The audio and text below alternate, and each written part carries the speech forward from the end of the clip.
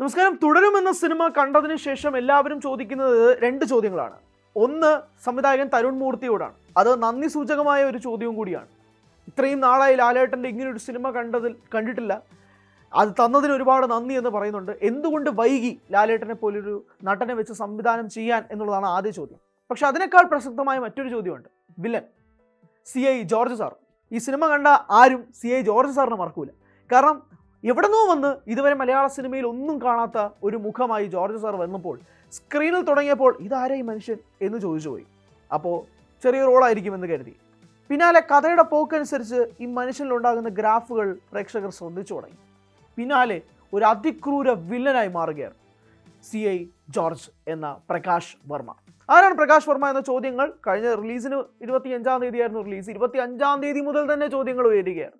കാരണം മോഹൻലാൽ ചിത്രത്തിൽ വേറൊരു നടൻ ഇത്രയും അപ്രീസിയേഷൻ കിട്ടുക എന്നത് നിങ്ങളൊന്ന് ആലോചിച്ച് നോക്കിയേ. എത്ര സിനിമകളായി കാണും അങ്ങനെ ഒരു മോഹൻലാൽ ചിത്രത്തിൽ മോഹൻലാലിന് കിട്ടുന്ന അപ്രീസിയേഷനോടൊപ്പം തന്നെ മറ്റൊരു നടന് ഒരു അപ്രീസിയേഷൻ കിട്ടുക. ജിത്തു ജോസഫ് ചിത്രമായ നേരിൽ നമ്മൾ അങ്ങനെ കണ്ടതാണ്. മോഹൻലാലിൻ്റെ അഭിനയത്തെക്കുറിച്ച് ഒരു ഭാഗത്ത് സംസാരിക്കുമ്പോൾ മറുഭാഗത്ത് അനശ്വര രാജൻ എന്ന പെർഫോമറിനെ കുറിച്ച് സംസാരിക്കുന്നുണ്ടായിരുന്നു. പക്ഷേ ഒരു വില്ലനായി മോഹൻലാലിന് എഗെയിൻസ്റ്റ് ആയിട്ട് നിൽക്കാൻ, മോഹൻലാലിൻ്റെ ഷൺമുഖം എന്ന കഥാപാത്രത്തെ അത്രമേൽ പ്രേക്ഷകരുടെ നെഞ്ചിലേക്ക് കൊണ്ടെത്തിക്കാൻ സാധിച്ചത് മറുഭാഗത്ത് ഇത്രയും ശക്തനായ ഒരു വില്ലൻ ഉള്ളത് കൊണ്ടാണ്. പ്രകാശ് വർമ്മ എന്ന ഇന്ത്യൻ ആഡ് ഫിലിം ഡയറക്ടറിനെ കുറിച്ച് ഒരുപാട് ചർച്ചകൾ സജീവമായി തന്നെ തുടർന്നുകൊണ്ടിരിക്കുകയാണ്. വോഡഫോൺ, ഹച്ച്, ഇന്ത്യയിലെ പ്രധാനപ്പെട്ട പല ആഡ് ഷാരൂഖ് ഖാനെ വെച്ച് അങ്ങനെ ഇന്ത്യ ഒട്ടാകെ തന്നെ പ്രധാനപ്പെട്ട പരസ്യത്തിൻ്റെ പിന്നിൽ ഉള്ള സംവിധാന സൃഷ്ടി ആരാണെന്ന് ചോദിച്ചാൽ അത് പ്രകാശ് വർമ്മയാണ്. വോഡഫോണിൻ്റെ സൂസു നമുക്കറിയാം. IPL ഒക്കെ തന്നെ വലിയ തരംഗമായി മാറിയിരുന്നതാണ് സൂസു ആഡ്സ്. IPL ഏറ്റവും പ്രധാനപ്പെട്ട ഒരു പരസ്യം ഉണ്ടായിരുന്നെങ്കിൽ അത് സൂസു ആഡ്സും കൂടിയായിരുന്നു. അങ്ങനെ ആ സൂസു ആഡ്സ് അത്രയും മാത്രം ഇന്ത്യനിൽ തരംഗമായി മാറുകയാണ്. ഒന്ന് ആലോചിക്കുക, ഒരു മനുഷ്യനല്ലാതെ ഒരു രൂപം കൊണ്ട് അവരുടേതായ ഭാഷ സൃഷ്ടിച്ചുകൊണ്ട് ഒരു സംവിധായകൻ ഒരു പരസ്യത്തെ കീഴടക്കുക എന്ന് പറയുമ്പോൾ അദ്ദേഹം എന്തുമാത്രം ടാലൻറ്റഡ് ആയിരിക്കുമല്ലേ. സോ ഓബ്വിയസ്ലി അദ്ദേഹം പ്രകാശ് വർമ്മയെ പോലുള്ള വ്യക്തിയുടെ ചർച്ചകളൊക്കെ ഒരു ഭാഗത്ത് നിന്ന് നടന്നുകൊണ്ടിരിക്കുമ്പോൾ തന്നെ പ്രകാശ് വർമ്മ ഈ സൂസു ആഡിന് വേണ്ടി കണ്ടുപിടിച്ച ഒരു ഭാഷ ഉണ്ടല്ലോ, ഒരു സൂസു ഭാഷ, അത് അദ്ദേഹം തന്നെ പറയുന്നത് മലയാള വാക്കുകൾ തിരിച്ചിട്ടതാണ് എന്നുള്ളതാണ്. അതായത് സാധാരണയായി അദ്ദേഹം ഒരു മലയാളിയാണ്. അപ്പോൾ അദ്ദേഹത്തിൻ്റെ നാട് അദ്ദേഹത്തിന് മിസ് ചെയ്യുന്നതിൻ്റെയൊക്കെ പശ്ചാത്തലത്തിൽ ഈ മലയാളം വാക്കുകൾ അദ്ദേഹം തിരിച്ചിടും.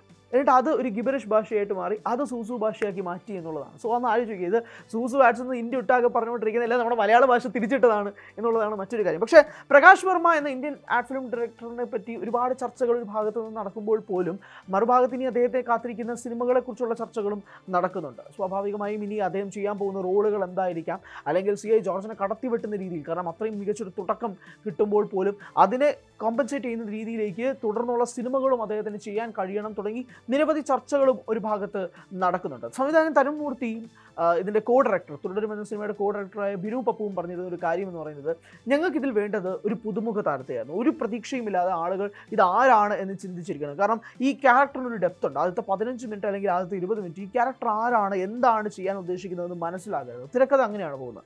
സാധാരണയായി പ്രേക്ഷകർക്ക് വളരെ പരിചിതമായ ഒരാളെ കാണുമ്പോഴേക്കും അതിന് മുമ്പ് അദ്ദേഹം ചെയ്ത സിനിമകളുടെ ക്യാരക്ടറൈസേഷൻ എല്ലാം വെച്ച് ആ കഥാപാത്രത്തെ വിലയിരുത്താം. ഉദാഹരണത്തിന് ഇപ്പോൾ സിദ്ദിഖോ അല്ലെങ്കിൽ മറ്റു ഏതെങ്കിലും നടനാണെങ്കിൽ ഇത് വില്ലനാണ് എന്ന് നമുക്ക് ഉറപ്പിക്കാൻ കഴിയുന്ന ഒരു രീതിയിലേക്ക് പ്രേക്ഷകൻ്റെ ഒരു ഉപബോധ മനസ്സിലേക്ക് ഉണ്ടാകാം. പക്ഷേ പ്രകാശ് വർമ്മയെ പോലൊരു ആൾ CI ജോർജ് എന്ന് പറഞ്ഞ കഥാപാത്രം ചെയ്യുമ്പോഴേക്കും ഒരു തരത്തിലും പ്രേക്ഷകന് ഇത് മനസ്സിലാകില്ല, ഇത് ആരാണ്, എന്താണ് ഇയാൾ ചെയ്യാൻ പോകുന്നത് എന്നുള്ളത്. അതുതന്നെയായിരുന്നു ഈ കാസ്റ്റിങ്ങിൻ്റെ പ്രധാനപ്പെട്ട ഹൈലൈറ്റ് എന്ന് ഡയറക്ടറായ ബിനു പപ്പു പറയുകയും ചെയ്തു. ബിനു പപ്പുവും പ്രകാശ് വർമ്മയും കൂടി ചേർന്നാണ് മോഹൻലാലിൻ്റെ വില്ലനായി മാറുകയും ചെയ്തു. എന്തായാലും തുടരുമെന്ന സിനിമ വലിയ രീതിയിൽ പ്രശംസ ആർജിച്ചുകൊണ്ട് മുന്നോട്ട് പോയിക്കൊണ്ടിരിക്കുകയാണ്.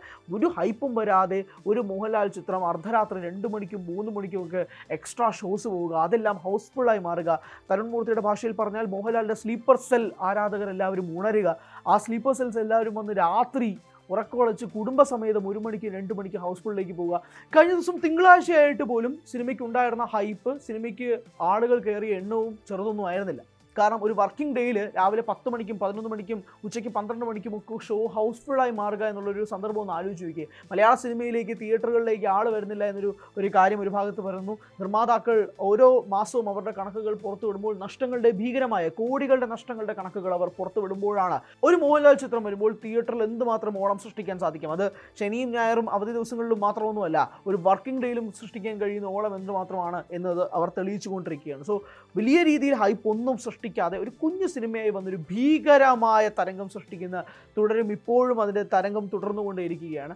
ഒരു ഭാഗത്ത് മോഹൻലാലിനുള്ള അപ്രീസിയേഷൻ, മറുഭാഗത്ത് പ്രകാശ് വർമ്മയ്ക്കുള്ള അപ്രീസിയേഷൻ, ഇതിനെല്ലാം കൂടി ചേർന്നുകൊണ്ട് സംവിധായകൻ തരുൺ മൂർത്തിക്ക് മേലുള്ള കയ്യടികൾ എല്ലാം കൂട്ടിക്കൊണ്ട് തുടരും വലിയ രീതിയിൽ പ്രദർശനം തിയേറ്ററുകളിൽ തുടരുകയാണ്.